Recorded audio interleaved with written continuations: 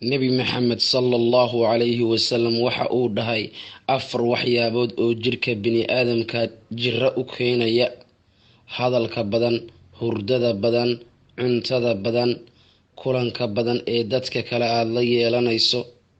4 waxyaabood oo baabi'iya jirka bini'aadamka: walwalka, murugada, baahida ama gaajada, habeenkii oo aad waqti dambe aad seexato ama jiifsato. 4 waxyaabood oo nuurka iyo farxadda wejiga kaa qaada: beenta, xushmad darrida, ku adkaysashada waxa khaldan adoo og in aad ku doodo arrin adoo wax aqoona ama cilmi ku filan aadan u lahayn, xumaanta badan si aan cabsi ku jirin in aad u samayso xumaanta. 4 waxyaabood oo kordhinaya nuurka iyo farxadda wejigaaga: taqinimada, daacadnimada, deeqsinimada, in aad dadka caawiso iyagoo ku weydiisan. 4 waxyaabood oo irsaaqada yaraysa ama joojisa: hurdada salaada subax kadib ilaa qoraxda ka soo baxayso, salaad la-aan ama sunno la-aan, caajiska, khiyaanada. 4 waxyaabood oo irsaaqada kordhisa ama badisa: tukashada salaatuleylka, in aad mar waliba allah u toobad keento, sadaqada badan, xuska allah oo aad badiso. nebi maxamed nabadgelyo iyo naxariis korkiisa ha ahaatee waxa uu dhahay in aad iga gaarsiiso dadka xataa hal aayad ha ahaatee maalinta qiyaamo ayay wax ku taraysaa.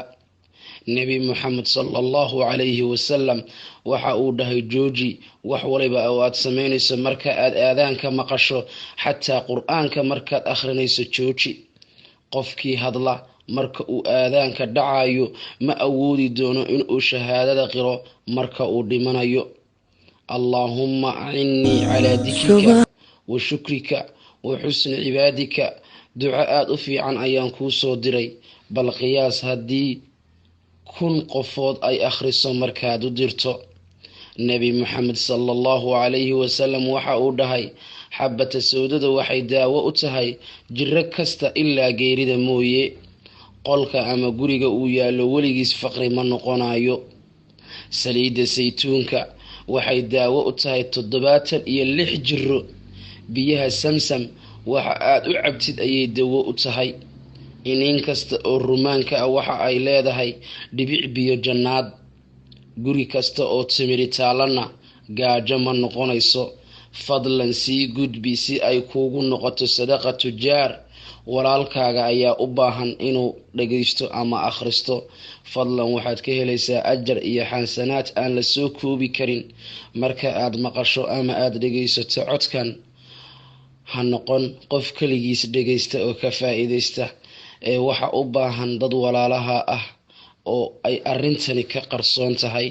marka fadlan u gudbi qof kasta oo walaalka ah oo asxaabtaada ka mid ah si ay uga faa'iidaystaan erayadan qiimaha badan leh.